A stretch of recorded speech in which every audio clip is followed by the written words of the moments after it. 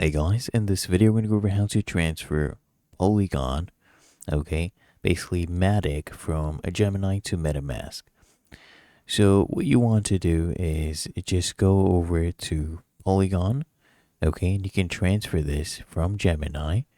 Right here, click on transfer from Gemini, and then you select your currency. In this case, you can just choose MATIC, okay, click continue. Now for your address, you just enter your MetaMask address. Okay, you can just come here, get your address, basically click here on, send, and then you paste in your address. You just copy that, and you enter your withdrawal amount. You can do max as well, and then hit on continue, and then just complete your withdrawal, review everything, and then just go ahead and send an authenticator code to yourself. Once you request it, enter that code. And as you can see, we have transferred this to wallet address, and it should arrive, okay, in your MetaMask, so the wallet address that you had copied. And then you can check again, so it has hit the account.